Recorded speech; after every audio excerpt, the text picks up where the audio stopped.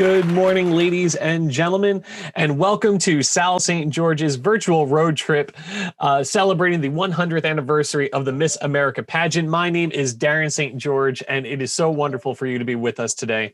If this is your first time, welcome to the party. If you're a returning visitor, it's always wonderful to see you. Every Monday morning, this is how we start our week, celebrating entertainment's greatest leaders, legends, and icons.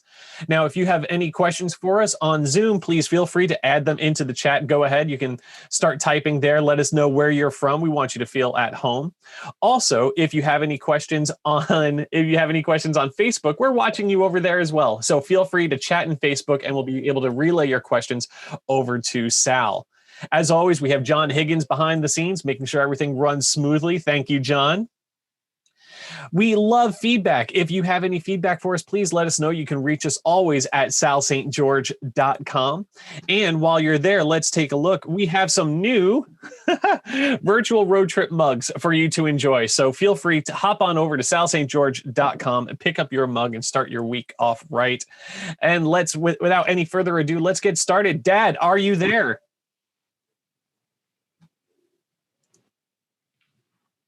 All right, turning it on.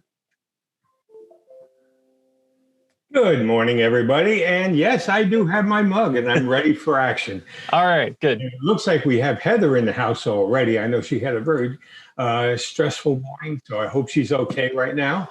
How are we doing, Heather?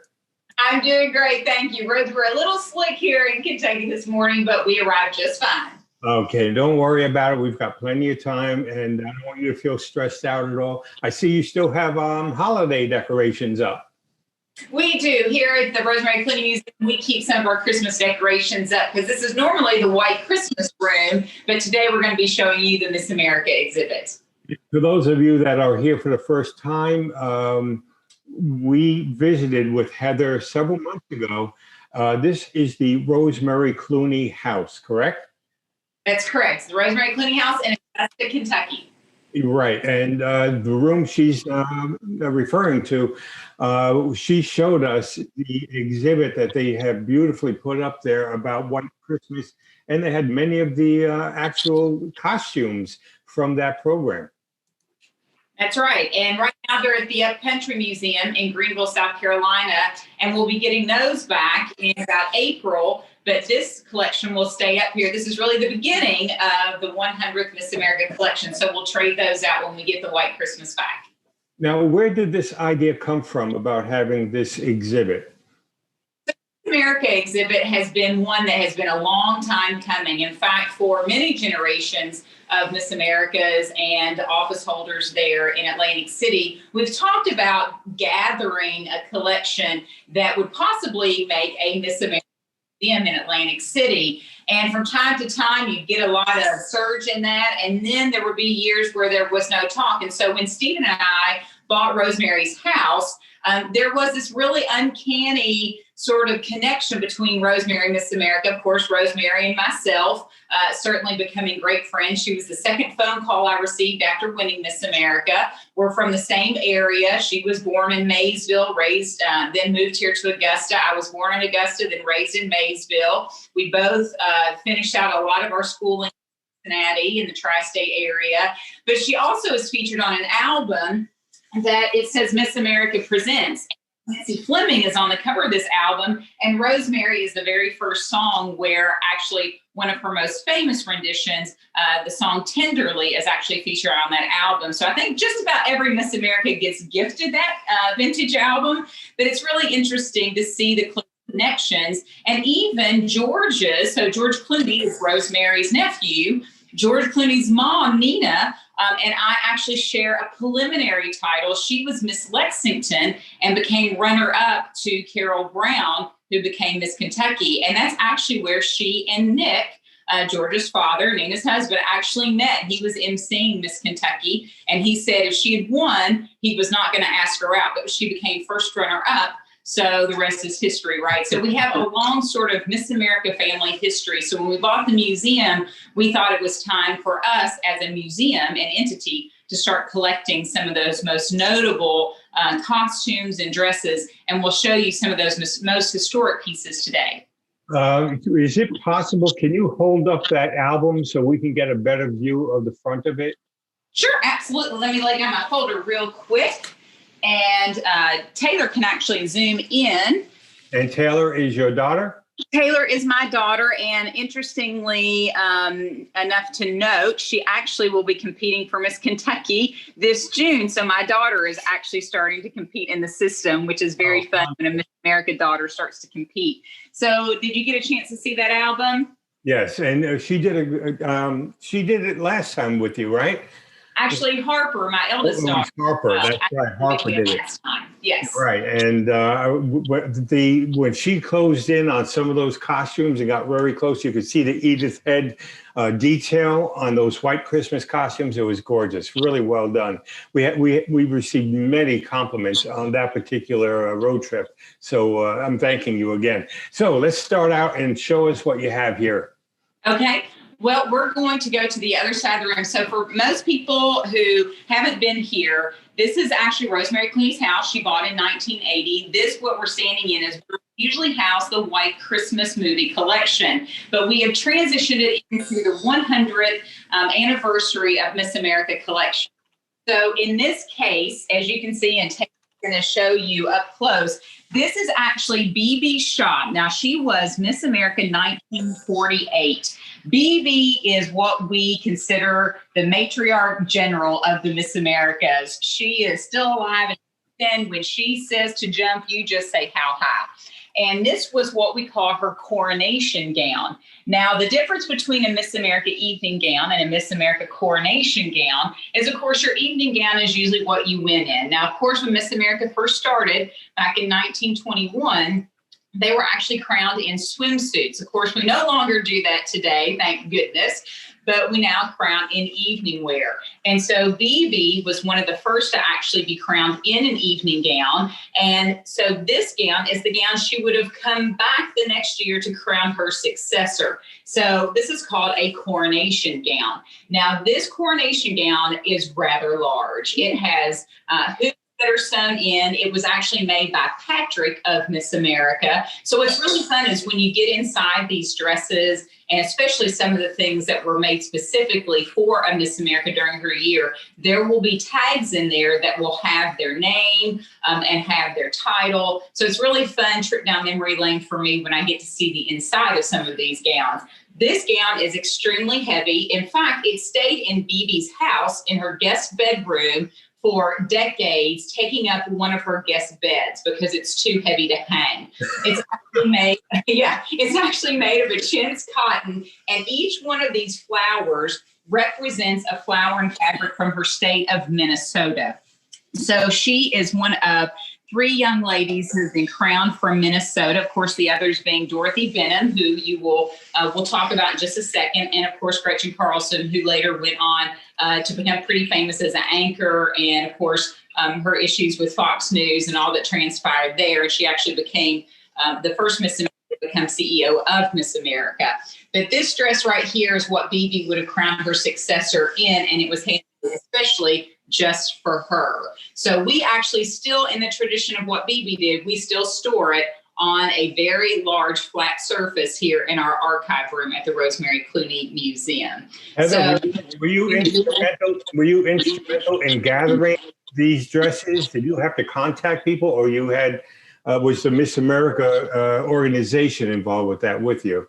Or you? So it's taken a lot of different hands. In fact, as I talked about before previously with the White Christmas collection, my husband, who we all call at Miss America the Mr. Miss America, because he has become very passionate about the history of our organization being 100 years old. And he has actually helped to gather a lot of these articles. And of course, as a professional museum, reaching out to some of my sisters, we're a very tight sisterhood through Miss Americas. And so what we do is we contact, especially some of my older sisters who may not know what to do with their historic Miss America memorabilia. And if their family isn't going to take it on, or they feel like it's just going to sit in a box and in a garage or a storage unit, then we work with them in order to either get them on permanent loan or to get them into the Rosemary Clooney Museum archives to be able to preserve those, because of course that's what we do full time. So we've reached out to individual Miss America. Some of them have actually reached out to me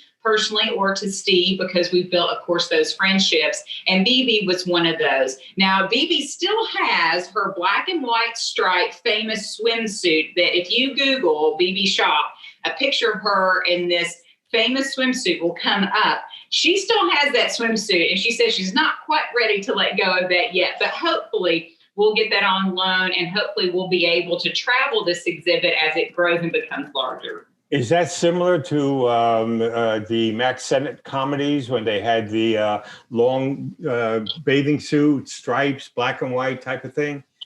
It is a long torso bathing suit. Now, of course, it is a traditional bathing suit where you show the bare legs, so it doesn't have like the pantaloons or the pants, right. But it is that famous sort of black and white striped look, and it's a knit fabric, so it doesn't really stretch. And BB said it was a little uncomfortable. Yeah, and very daring for that time period.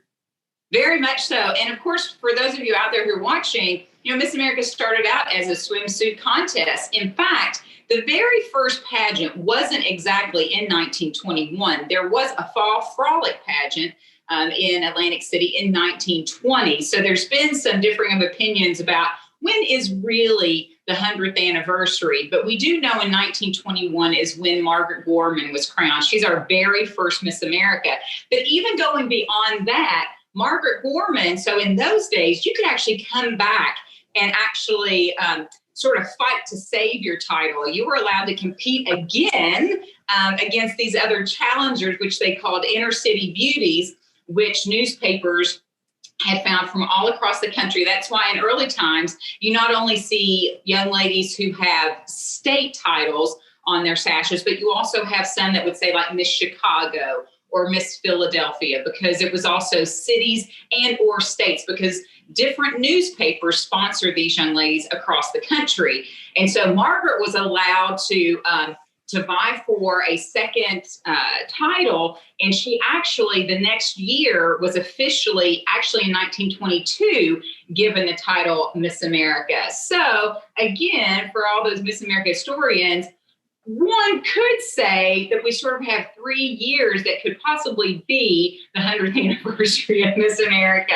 But what we're choosing to stick with is 1921 to 2021. So this year, officially on September 8th, 2021 will be our official 100th anniversary. So we went from bathing suit to bathing suit and evening gown, and then to talent. And then when Lenore Slaughter, the first woman to become the CEO of Miss America and executive director of the board, she moved it from just a sort of beauty pageant of what people saw it start as, also having talent and scholarship, which of course now we know as today is one of the biggest components of the organization, which goes to champion women paying for their higher education. And Miss America still to date, 100 years later, we are the largest scholarship provider for young women in the country.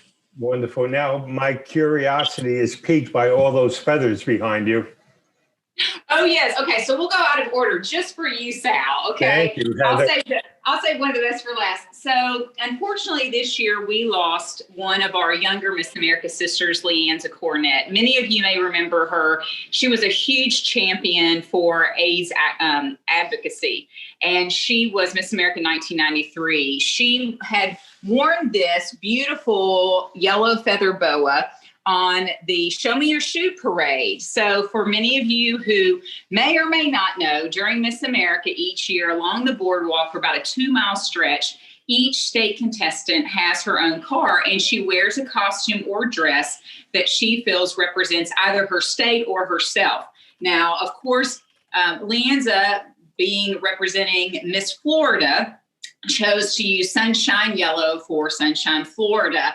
And we were able to acquire this from one of her friends a few years ago. Now, unfortunately, Lianza passed away due to an accident just a few months ago. So we love all of our Miss Americas and want to make sure that we are representing, of course, those who have left us and beyond. We also lost last year Phyllis George, who is one of our more famous Miss Americas, who was Miss Texas when she won Miss America, but later became the First Lady of Kentucky.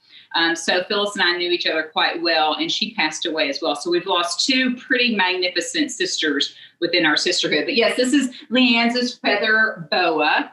One of the things I would love to be able to get from her family, she was known for wearing this beautiful yellow beaded dress. And when she competed on national television, she actually wore a ribbon kind of similar to mine. I champion veterans and military issues. That was my platform or community project when I was Miss America. Now they call it a social impact initiative. She actually competed wearing a red ribbon on every single one of her outfits during Miss America, which really inspired a lot of us towards really upping our game on our community advocacy. So that was Heather, would you just give me a little background? When you're choosing your gown, are you choosing the gown? Do you have consultants working with you? How does that process work? Because apparently the gown and the bathing suit have a lot to do with how people are going to get a first impression of you. Well, it is true that that is the first time the world sees you, but on the judges, the first time the judges see you is in a private interview, which actually pretty much tells the tale. I've heard from a lot of judges that as soon as the private interviews are over, they pretty much know who they'd like as their top contenders. And so then the preliminary competitions start, and that's where the audience gets a chance to see the contestants for the first time. And then, of course, on the televised night, that's when the world gets to see them. So no one but the judges gets to see this private interview, which really is a substantial part of the score. And of course, then you go talent, which is the larger part in that. And then you go evening gown, swimsuit, and then other phases. And sometimes that changes from year to year. But the evening gown and swimsuit, it's interesting when you talk about the wardrobe. So I was like this starving college kid, right? As a fashion design graduate student. And when I won Miss Kentucky, the Miss Kentucky organization, they actually raise money to be able to provide you your wardrobe. So I, who had been competing for 5 years, took me half a decade to win Miss Kentucky. And you can only get to Miss America one time. So it took me half a decade to get there. I used to shop and scrimp and save. I mean, I was like a Value City shopper trying to find a wardrobe appropriate. But when you win a state title, I went to Miss America with like a $15,000 wardrobe. I mean, evening gowns that cost between $600 to $3,000. I mean, we have some really notable designers specific to the pageant industry. Sherry Hill, of course, being one of the number one. She not only did my Miss America gown, but she did my wedding gown. And I have a feeling she does thousands of evening gowns now within the system. But then, of course, Stephen Urich, who really was the mecca of the glamour days of the 80s and 90s, you know, very Bob Mackie-like, very heavy beaded. And you'll see one of his gowns in just a moment on one of our former Miss America's mannequins behind me. But it is not only you that needs to be reflected in what you choose, but the organization also goes along with you to help you pick out your wardrobe. Because after all, you know, this is something you're displaying on national television, but you also want to feel good about yourself in it. I always tell, especially my daughter now that she's competing, that, you know, even if it costs $69, it doesn't have to cost $6,000. As long as you feel like $1 million, that's going to show through. Okay, so you just touched on one of my questions. How much coaching are you giving your daughter? Well, that's very interesting that you ask. Being a mom and a former Miss America is a little tricky, right? Because what do moms know? Certainly. But we do have a lot of help. And, you know, I always shy away from the term coaching, but I do know a lot of young ladies get coaches out there. I just was so poor I couldn't afford a coach. I did a vocal coach because singing was my talent. So that's where I spent my money. But we do have a lot of great people who are helping my daughter and help all these young women. And of course, the organization. So like my daughter is now Miss Bardstown. So in our system, it's just like sort of basketball here in Kentucky. You have to win a preliminary to get to state. Just like in sports where you have to win a region to get to the state tournament, the same is true within the Miss America system. And so that affords girls to be able to win scholarships money at each level. So my daughter is Miss Bardstown this year, and she'll be competing for Miss Kentucky this summer. And should she win, then she'll go on to the national Miss America pageant, which would just, it's a little crazy being on this side of it. No kidding. Okay. Heather, if I can... Hey, Pop, if I could cut in. Heather, you mentioned a few gowns, just in our discussion so far. I've been taking a peek online, and could you just tell me, are these some of the gowns that we've been discussing? So lastly, you discussed yours. Yes.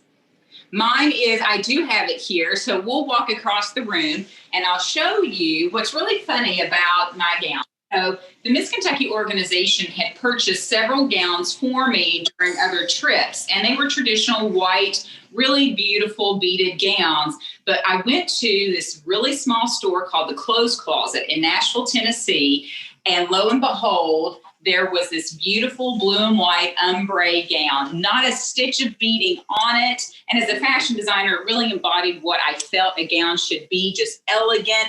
It fit perfect, no alterations needed. It actually was a sample that Sherry Hill had made that never went into production.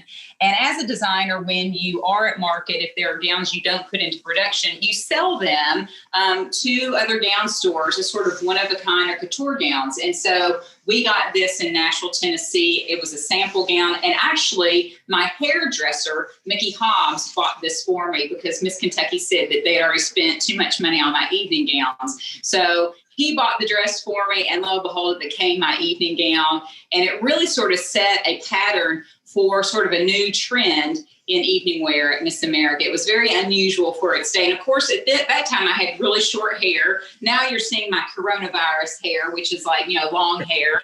But by the 100th anniversary, I'll have it chopped back off because that's what I'm known for, being a short-haired Miss America, certainly. Right now, you're also seeing a sash. So what's interesting about the sash, what most people don't know, the sash actually went away in 1974. They no longer utilize the cape and the sash on your crowning night. And so for like 30 years, none of us got sashes. So when I was crowned Miss America, I did get this beautiful Millennium crown, which I'll show you here in a little bit, but I did not get a sash. So one of my Miss America sisters last year for Christmas actually had a Miss America sash made for me with my particular logo, because the Miss America logo has changed, and you'll see that when we go around the room. It's changed several times over our 100-year history. So this would have been my logo during my year that was on my sort of Miss America program book. And so they actually did it with the colors of my crown, because I have a Millennium crown, which is 24 karat gold with rubies and Swarovski crystal. So they actually did that to match my crown for me. Wow. All right. Right? Heather, I know your talent was singing. What song did you sing?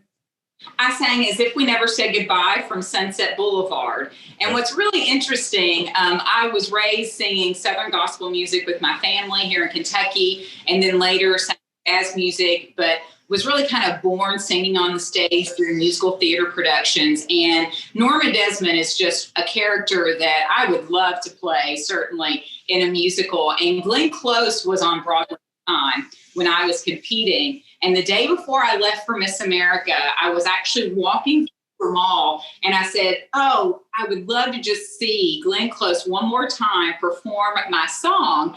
And lo and behold, I walked into a store, and they actually had Glenn Close singing a repertoire from Sunset Boulevard. So the day before I left, I got my wish. And so I have all these things I chalk up as omens. And that was definitely an omen that told me I might do pretty well in Miss America that year. Yeah, that's serendipity. Wow. It certainly is. So what other gown are you pulling at? Did you pull I do. Yeah, I have a couple more here. So you were talking about Lianza, and is this her yellow gown? If it's the yellow beaded gown, that would be it. Now, on television, they were crowned in white gowns. that year, but that was not her competition evening gown. The yellow gown that you're showing is actually her competition evening gown. So during the preliminary competitions, which run about 3 days before the final night, that's what helps the judges finalize getting down to that top 10 that you see on national television. So that yellow beaded gown would be what she was actually judged in. It wasn't what she was crowned in, but that yellow gown is sort of the most memorable of her wardrobe from her Miss America year. And then lastly, you were mentioning a bathing suit, and it was a little difficult to pinpoint it. Is this the, I have two versions. I have this bathing suit and I have one other if this is not it. That's not it, no. No? Is this it? No. Oh, I struck out. All right, those were the two. I tried to find it. Okay. Yeah. Well, if you look at BB Shop and you look up images, you'll eventually get to one of her bathing suit pictures. Okay. Yes. Yeah. We're anxious to see that, Darren. Track it down. All right, I'll keep going.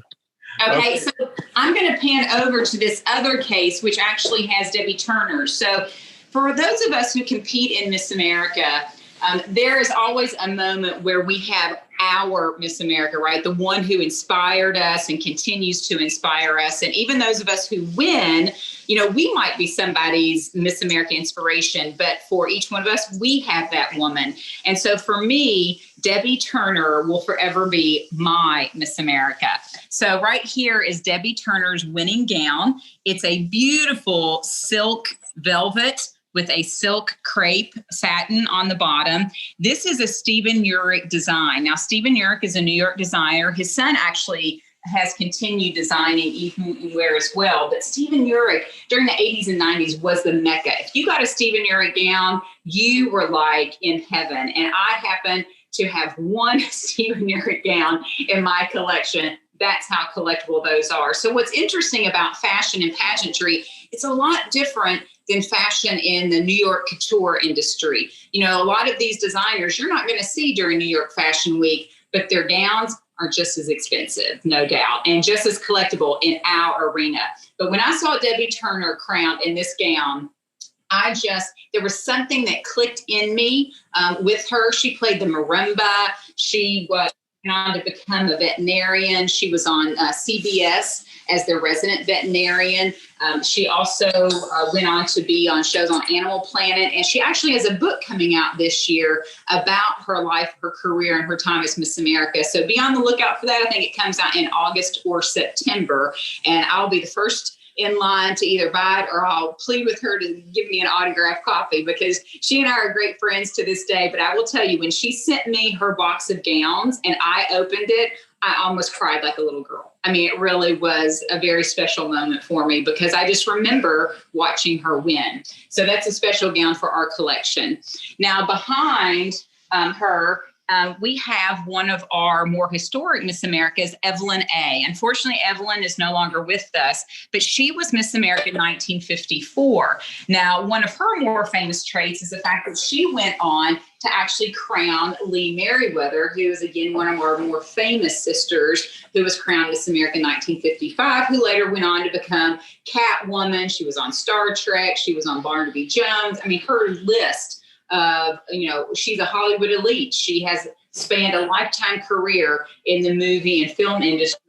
But Evelyn A., during those years, they had a really great sponsorship with a company called Quebec, who actually used this fabric called Everglaze. It was like a chintz cotton. And a lot of celebrities in those days would, along with Miss Americas, would do fashion shows throughout the country and travel and do appearances talking about this fabric. And so just about every Miss America for a decade around the 1954, 1950s and early 60s had this great sponsorship with Everglaze. And so we actually have two of those gowns in our collection. And she actually is pictured, if Taylor can pan up, that's a picture of Evelyn A. in that dress. And this is a case where Evelyn A's daughter, Stacy, has partnered with us to send us her mother's things because she realizes that in order for her mother's legacy to live on and her items, that being able to put it in a collection with a professional museum like the Rosemary Clooney Museum in our archives is really the way to preserve her mother's legacy and history. And so Stacy has sent us lots of wonderful pieces, and I'll show you Evelyn A's gown here in just a moment.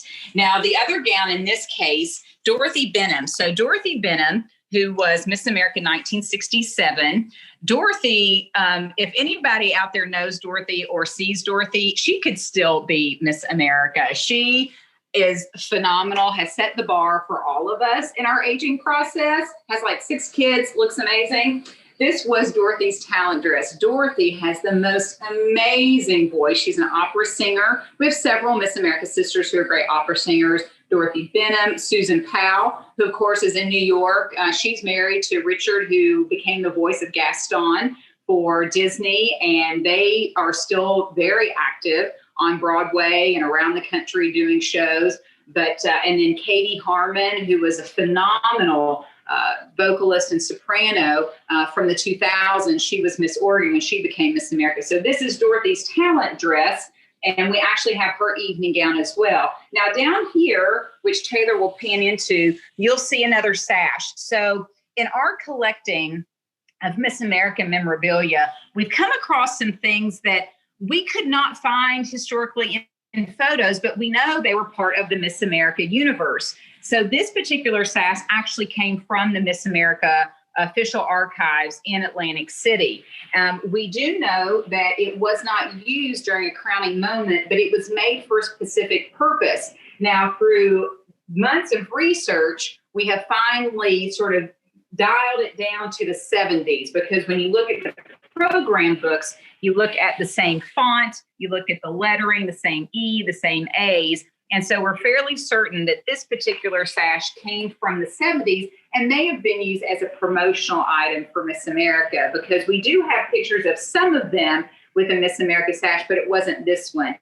But this did come from the Miss America National Archives in Atlantic City. Also in that case, you'll see another Miss America sash, a more current one. During my time in competing, the logo transitioned a couple of times, and this one was the early 2000s and existed for quite some time in that decade. Heather, what is the key that is down there? So, of course, like many people out there who travel around the country who either get a title or you do something great, cities will oftentimes give you a key to their city. Of course, it doesn't open anything like a bank or anything, but one of my former Miss Kentucky sisters gave me some of the items that she was given as a state contestant when she arrived in Atlantic City. She was given a key to Atlantic City, and that's what that key represents. Joseph Altman was the mayor during that time, and she was also given a Miss America plate. Now, I personally have dozens of keys to cities, and I have those in a case in my house in Louisville, Kentucky. And it's really fun to look at all the different cities. And, you know, I've got them that range from Los Angeles to New Orleans to small towns here in Kentucky who've given me a key to their city. So it's a really fun piece of your own sort of Miss Americana history, if you will. You know, also, Heather, may I ask you a question? This is, you know, you said that you tried out for 5 years before you were finally accepted. You go through the entire process. Now it's down to 10, 5, 4, 3. What is going through your mind at that moment?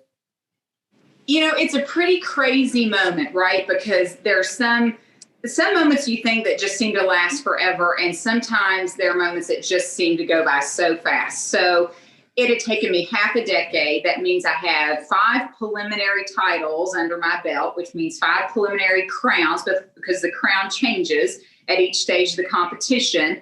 And then you become Miss Kentucky. I was in my last year of eligibility. So I was, at 24, the oldest contestant competing that year at Miss America. And so I get up there. I had I really had worked as hard as I could have worked. The one thing that you want to do as a contestant is you never leave anything on the table. Never walk away saying, I should have worked harder. I should have done this different. When I got to Atlantic City, I knew that I was at the best Heather I was ever going to be at that point, certainly. And so I really cherished those 2 weeks that I spent in competition. And so that I won preliminary swimsuit, which for me, for most people out there who may not know me, that was really an area I struggled in. So I trained really hard for that particular part of the competition. I was made fun of when I was little for not being swimsuit perfect. So that was a really great sort of vindication for me and validation to win swimsuit. I had worked so hard for that. And then when I got runner-up in quality of life, that's sort of a separate part of the competition that talks about your community service. And of course, my community service was honoring our nation's homeless veterans because my dad is a disabled Vietnam veteran and my uncle was a homeless veteran. So that was what I was going to champion through my Miss America year. And then on the final night to be called, I was 9th in the top 10 to be called. And then when they got down to the top 5, I was 5th to be called. So nothing like stringing it out, certainly. And, it was funny because once you're called in the top 5, there is a little bit of rest in the fact that at least you've placed, right? It's like a horse race, at least you're showed. So the worst I was going to do was 4th runner up. So when that started chewing away, and it was Miss Texas, Yancey Yarborough, who was phenomenal, who got 4th runner up. And then Miss Maryland was 3rd runner-up, and Susan Spafford, Pennsylvania, was 2nd runner-up. And then it came down between a wonderful young lady, Jade Smalls, concert pianist, phenomenal. She was like 19, so we had kind of like opposite ends of the age spectrum, right? So she and I were standing there on the stage, and it seemed to last forever. This is the ultimate Hitchcock movie. It was crazy. I mean, we were just standing there, and of course, Donnie and Marie Osmond, which were amazing, were my MCs. And what was really great that year is Donnie actually let Marie, for the first time in history, a woman, announce Miss America. So I really won in a pretty pivotal, monumental year, being the Millennium Miss America, getting the Millennium Crown, and then having Marie Osmond, the first woman ever in our history to announce the winner. So in my day, they announced the first runner-up first. So then you're like the last one left standing. So really, you don't even get to hear your name announced Miss America, because then they announced Jade as runner-up, and it was just like confetti and noise, and it was crazy. And I was crowned, and I given this beautiful Waterford scepter, because Waterford Crystal was a sponsor during my year. And you get to walk down that amazing 100-foot runway. It's so long and beautiful. And it was an amazing moment that, you'll never forget that, right? When you reach that pivotal goal that you've worked for all your life. Well, thank you for sharing that. It's so personal. It is so intimate. Thank you so much. Absolutely. And it's one of those things that a lot of people, when they watch the pageant or if they know about Miss America, we oftentimes are perceived as urban myths, like, there's Miss America, but you don't really know her. And most of us are very real, small town girls who just worked really hard and believed in that dream. And we have a lot in common with a lot of people who have a lot of dreams. So really to hear those stories is really powerful. So I hope for those of you who are watching, you get to know a little more about who we are, not only as women in this organization, but about what the organization certainly does. So with that. Here, Heather, if I can cut it in one more time. I think you struck a chord with some of our guests, because I'm getting a few private messages with questions. Okay. And as you were sharing your experience, they're asking, how does this experience challenge your personal self-esteem? If you don't mind going into Sure, that. Absolutely. It's interesting because I can actually see from an outsider's perspective how people would perceive this to be very damaging to your self-esteem, to place yourself in a judging process. But I will tell you, for those of us who dare to compete, and I will say, just like any other sport or activity, Miss America may not be every woman's path, right? but we always need to champion the individual paths that our young women take to become who they want to be. And Miss America, to me, was sort of a triple-fold mission. It was one, I came from a very small town in Kentucky like Augusta, and I wanted to go out and be more and see more. And so pageantry was a way for me to get a step up on a platform that allowed me to have those experiences and opportunities to grow beyond where I was growing up.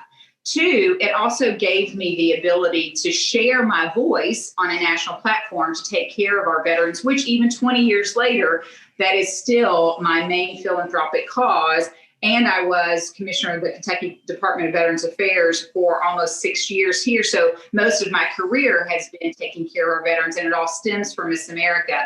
But preparing for Miss America, it really was not so much challenging mentally as far as degrading, but for me, it's about learning how to observe yourself and how to better yourself, not compare yourself to other young women, because that can happen in and out of pageants. You don't have to be in a pageant to do that. But it teaches you that self-discipline of how to critique yourself without berating yourself. So by the time I got to my final year of Miss Kentucky, it's interesting. I was 24. I was a graduate student. I was an art director for the EPA. And I'll never forget standing on that stage. And after all of the years of preparation, I finally arrived at the moment where I was so comfortable with myself that I remember looking at the judges thinking, you know what, if you pick me, that's great. But if you don't, I feel great about myself and I'm going to go on and do amazing things. I don't need the title of Miss Kentucky or Miss America to do great things. And I think when you talk to various Miss Americas, we actually share that kind of moment, that epiphany in common. And I do think that that's probably you're at the most successful level when you're able to say, hey, I have become the best Heather that I can be right now. And no matter what a judge says is going to change that. And I think that's when you finally sort of arrive. So in that aspect, it really has helped me even 20 years later with the skills that I gained during competition. I use those every single day. I'm using those right now as we're talking. Heather, I know my audience, and I'm sure they want to see more of the exhibit that you have there and more of the gowns.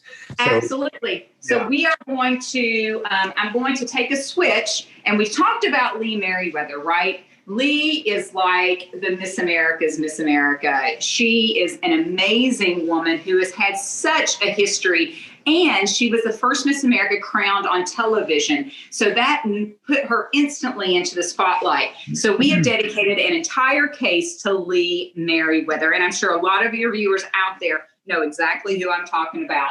So Lee had this amazing history. Down here, we have been able to acquire her official Miss America 1955 sash. It's a hand-painted sash with gold and black lettering. It's very fragile, so it's a little wrinkled, but we dare not to steam that because I'm not sure what would happen with that gold painting. Her official number that was on her evening gown when she became Miss America for Miss America 1955. And this is her official Miss America trophy. Now, I will tell you, my Miss America trophy doesn't look anything like this. You scared me. I thought that was a tiara for a second. Right. Oh, no. This is Lee Merriweather's trophy. Now, her tiara in her day, so Miss America now has a crown. In her day, she did have a tiara. The Miss America sort of tiara crown had a transition over time. Lee was actually crowned with a different type of crown. And if you look up Evelyn A. or Lee Merriweather, you'll see that theirs actually was a little more loopy in its design, and it was a tiara, not a crown. But yeah, Miss America's trophies used to be huge. And we actually are hoping to get a couple of other Miss America trophies from my Miss America sisters. And I'll show you mine in a moment, which is much smaller than Lee's. Can you imagine transporting this on a plane back home? Wow. What a showpiece. And then, of course, the robe. So a lot of people, when they think of Miss America history, they think of those crowning moments with the sash and the robe. And this is one of the robes from the Miss America Atlantic City archives that was used in the very early years of Miss America. And so this is a robe that would have been indicative of the one that Lee actually was crowned in as well. So when you pan to this other side of the case, so we do know from Lee's daughters that they don't know where her Miss America gown went, but we do have a couple of pieces from her wardrobe throughout her life. So the purple dress in the back was when Lee came back and she celebrated her 50th anniversary of Miss America. So what we do each year at Miss America, we celebrate the Miss America who is celebrating their 25th and their 50th. So my 25th is coming up in a few years, certainly. But Lee, this is what she wore on national television to celebrate her 50th. Now, in front of her, this is her original Star Trek costume. She was Empress Lazira in an episode of Star Trek, and she filmed that in 1968. And it was funny because Lee told me that when she got wind that she was going to get a cameo in Star Trek, her daughters really thought that she had finally arrived. Even though she had been Catwoman, she had done some tremendous things. This Star Trek, to be a Trekkie, this is like the ultimate, right? That you can sort of be in that time period. And we actually just watched this. Yeah. Yes. The original Star Trek. We're talking William Shatner Star Trek. Yes. Yep. This is the original. Yes. If you go, you can go online or you can actually order, and we actually ordered the entire series of Star Trek during that time, and we watched this episode.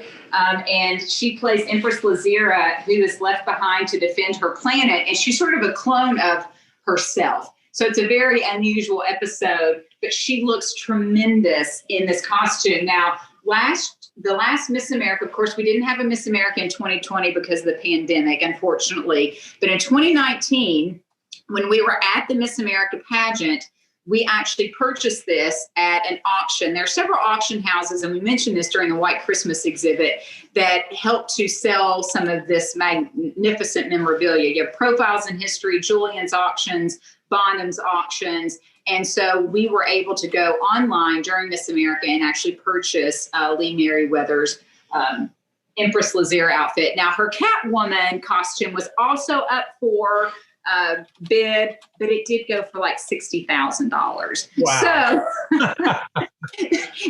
that one went to, we do know that one went to a collector, I believe in New Jersey, who is collecting all of the Batman series. And so we're hoping that in the future, if we do an even larger exhibit in Atlantic City for the return of Miss America, that we'll be able to borrow her Catwoman. So, you know, you have to choose, right? This one wasn't quite $60,000, but it was worth purchasing, no doubt. Also in here, of course, Burke Parks. Most people know Miss America from the There She Is theme song, and Burke Parks made that song famous. He was one of our most notable MCs of the pageant. Unfortunately, he was already gone by the time I became Miss America. But Donnie and Marie actually sang a techno version of that song when I won Miss America. But it is the most iconic song throughout our Miss America history. And from time to time, they play it, and from time to time, they don't play it. So depending on the rights and the licensing, depends on when we can and can't use it. But it is arguably when, it's like the President of the United States. When the president walks in the room, they play Hail to the Chief. When Miss America walks into the room, even now when I do an appearance, people will play There She Is. You only play it for a Miss America. So the president and Miss America share that in common. Do you know when they began using There She Is? Do you know what year that would have been? It was, I believe it was in the 50s, but somebody out there probably can Google that real quick. I know it's in my Miss America history folder, but it's on the other side of the room. Yeah, the only reason I said that is today they were releasing new songs that are in public domain. And many of the George Gershwin music is now out there. Rhapsody in Blue is public domain. So you never know. You never know. I do know that you can actually get There She Is as a ringtone. So you can download that on your phone. Certainly. It's so funny. So back over to this case. I know that you guys are interested in more dresses. So this was the case that has my dress, but we talked about Evelyn A. So Evelyn A., who crowned Lee Merriweather, this is her actual evening gown that she was crowned Miss America in. So it has survived quite well. It's a beautiful tulle netting with very, indicative of the day in the 50s, that sort of fit and flare strapless tulle netting with sequins on it. And it survived very well. So we were very privileged to get several things of Evelyn A's from her year as Miss America. If you pan down, we just talked about that trophy. Taylor, pan down. If you see how small, that's my trophy. Now it's crystal and it's pretty, but it's not quite Lee Merriweather's trophy, right? So some things have changed. But when you pan over to these awards, there's lots of awards that you can win. I was first round Quality Life swimsuit winner. And then, of course, Woman of Achievement. So I'm still to date the only Miss America to receive this award, which is actually given by the Miss America organization for the work I did for homeless veterans. It's a Waterford crystal piece. There's only a few of these in existence, certainly. So as Taylor pans up, you'll see a couple of other items in this case. Dorothy Benham. This was her Miss America gown in 1977. In 1967 when she won Miss America. Now, what's interesting about Dorothy in 1977, this is very indicative of the style of the time. And when you look at the structure of dresses, like my evening gown is like structured to the hilt inside. I could do a cartwheel in that dress and that sucker's not going anywhere. Dorothy's is very traditional 70s. I mean, there's not a lot of infrastructure to that gown. It's just a very simple sequin, very 70s one shoulder gown. And what's really great about it is that when you look inside the gown, it still has her Miss Minnesota title in it, because when you compete, you have to write your name and title, and all of your clothing and everything that you have is tied, because backstage it is just pure chaos, right? Because there's 50 some odd girls, hostesses, and everything that are back there helping you get ready. So everything has to be tagged. So when you look inside Dorothy's gown, it actually has Dorothy Benham, Miss Minnesota in the gown, which is really quite cool. So behind us in our Miss America gowns is this really fabulous cape. Now, throughout Miss America history, we've done some magnificent production numbers. And in 1970, they did the 60th anniversary Miss America. And this was a production number piece that was made for each returning Miss America. So from time to time, not that we don't have a lot of Miss Americas that come back every year. Each year we have about 20 to 22 that get back together. But there are certain anniversary years that Miss Americas come back together in mass. And so this was a huge anniversary year and was done for an anniversary production number. And each Miss America got their own robe. So inside of that robe, it actually says, it was made by a company called Grace. And it says, made by Grace for Evelyn A. Miss America 1954. So just one of those iconic pieces. And we do know that several of these have survived out there, but this is the only one we actually have in our collection today, which is really neat. So then over here, we've got some of the smaller items. So from time to time, like Lenox China, who has a warehouse in Atlantic or in New Jersey, has made various anniversary plates for Miss America. Keychains, you name it, Miss America has had it. We've had paper dolls, Barbie dolls, Tonner dolls, which are expensive. During my year, Marie Osmond commissioned a Miss America baby doll. That was the Marie Osmond doll, and she dedicated that to me during our year. Up here, we have yet another sash that is the current Miss America logo for the sashes for the current Miss Americas. And then across the room, we have several personal items to note. So for those of you viewers who want to see what a Miss America crown looks like, this is my official Miss America crown. That one actually is 24 karat gold with Swarovski crystal and rubies in it. It is in my Miss America original box. And I, as Miss America, got two crowns, a traveling crown, which was the traditional silver and crystal, and then the gold crown, which I did not get to travel with a lot during that year. Down here is my state crown for Miss Kentucky. So you see how they changed just a little bit. But of course, kind of to close out, where does it all begin when you start competing?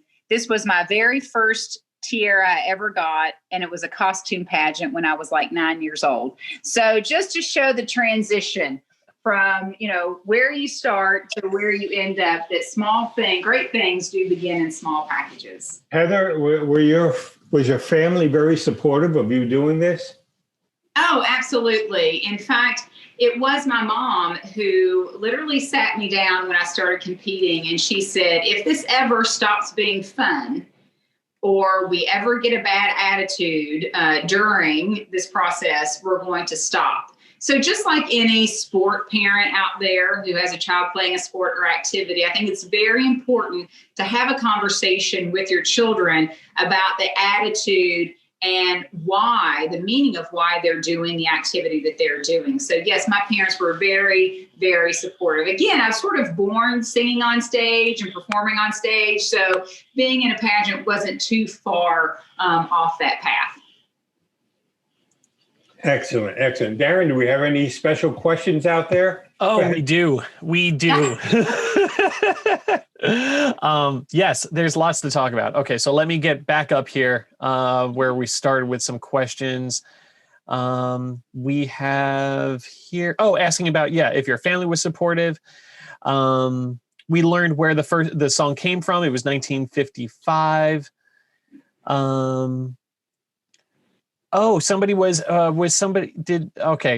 Miss Bess Byerson? Miss Byerson, yes. She was the first Jewish Miss America, and she went on to sell more war bonds. She and Venus Ramey, there was a litany of them throughout the war that sold more war bonds than anyone else in the country, and were actually given special citations from the Department of the Treasury. And we don't realize how many Miss America participants have gone on to other theatrical endeavors. I didn't know Clara Sleechman, Phyllis, was a Miss America contestant. Wow. Well, there's a ton, right? You have the young lady, Nancy O'Dell, on Hollywood Access. She was Miss South Carolina. Candace Bergen, who played Murphy Brown. Right. She was, I believe, Miss North or South Dakota. There's a litany of them who have utilized this as a platform to do even greater things. Yeah, I was just mentioning Delta Burke also. Oh, yes, Miss Florida. You know what? She came to judge one year about a decade ago to Atlantic City. And we were all so excited, and she wound up getting sick and could not finish out her judging responsibilities. But we were all just really enthralled with the fact that she might be a judge for Miss America, because, of course, who didn't watch Designing Women and know that she was, a contestant once upon a time in the Miss America system? Is that a practice to use former Miss Americas to be part of the judging system?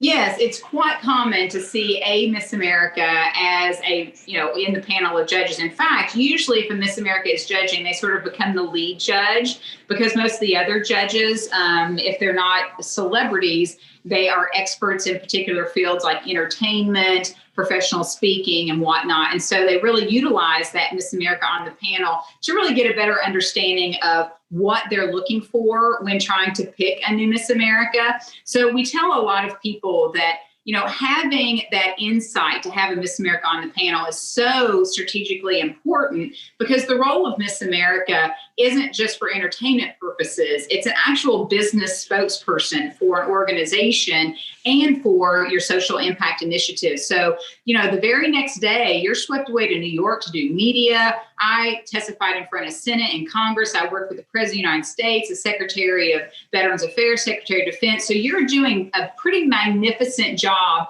for a young woman your age. And so picking that Miss America who's going to take on those duties is extremely important for our industry, certainly. So like my Miss America judge, Gretchen Carlson actually was my Miss America judge. So each year they do try to get a Miss America. It doesn't always happen.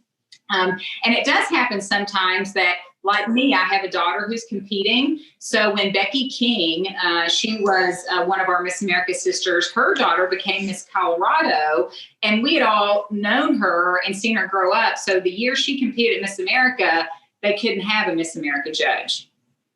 Wow. So I have, go ahead, Darren. Yeah, we have more questions. Do you know what Miss Americas did this past year due to COVID? Were they still able to travel, or?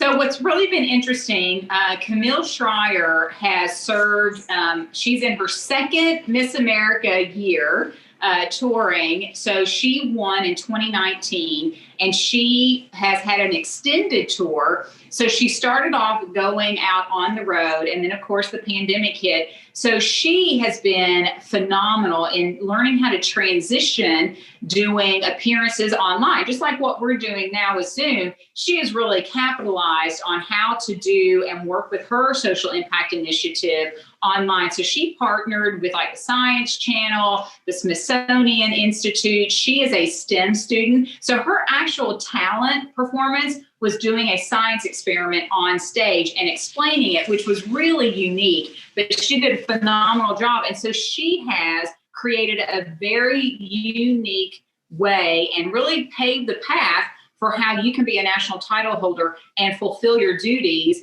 virtually. So now since things are lifting a bit, she has been able to travel to some appearances, but by and large, most of her Miss America experience has been, she told me on a phone interview, has actually been in this room in her basement that she set up as like the perfect Zoom room. So she hasn't got quite the frequent flyer miles maybe that all the rest of us got by traveling 20,000 miles a month, but she certainly will be remembered as one of the most unique and iconic Miss Americas in our history, having to serve her 2-year term the way she has. Do you have any, I know they're talking about Broadway opening up in the fall. Do you think Miss America will be back? I do, actually. We are planning our 100th anniversary. We're not sure. I've not been told where it's going to be, if it's going to return to Atlantic City or it may return to Mohegan Sun in Connecticut. And it has happened throughout our history that we changed locations several times. Even early on in the 30s, our pageant actually moved. And a lot of people don't know that. They always seem to think that every year in its existence, it's been in Atlantic City, but that's not actually been the case. So very early on, it transitioned between Atlantic City, Florida, Maryland, then came back to Atlantic City. And then in the 2000s, after I won in Atlantic City, it went to Las Vegas, came back to Atlantic City. Then it went to Mohegan Sun in Connecticut. And so now there's talks about where it will be for our 100th anniversary. And of course, a lot of that has to do with what has the pandemic done to the hotel industry. So some of our availability will be up to the availability of those hotel and casino institutions and how they performed and how they survived during the pandemic. Any more questions, Darren? Yep, the bathing suit competition, how has that changed over the years?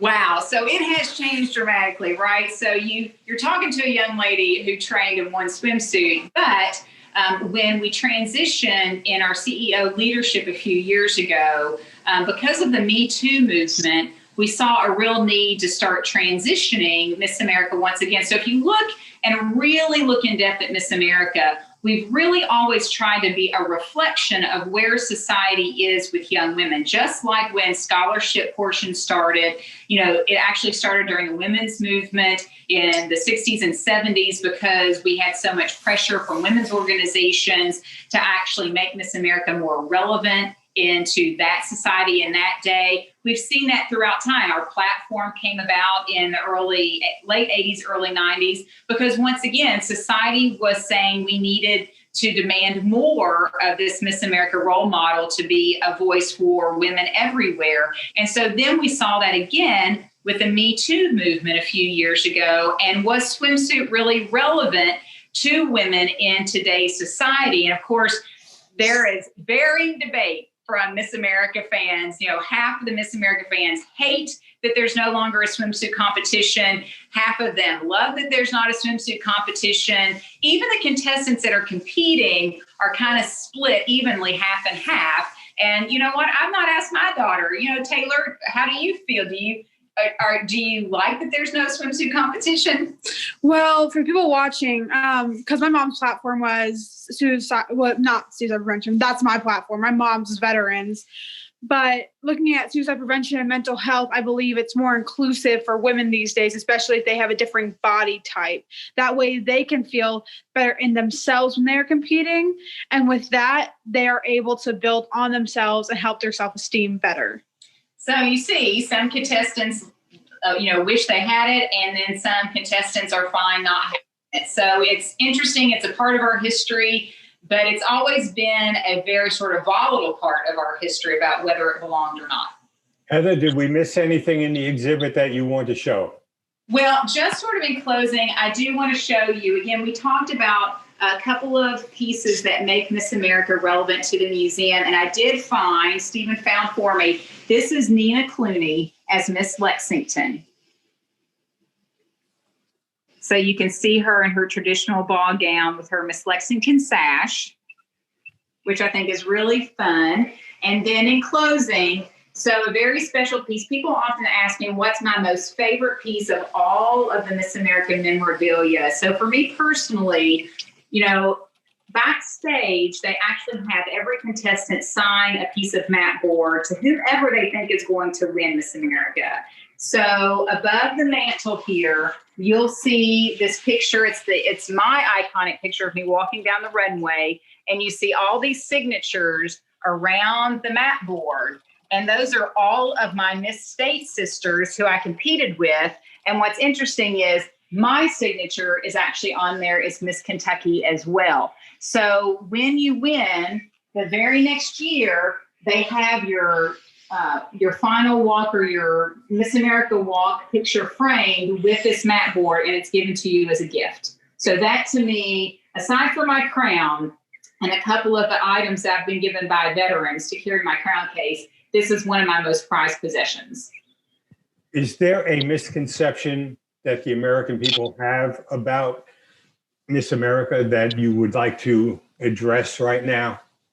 Well, that might take me writing a dissertation.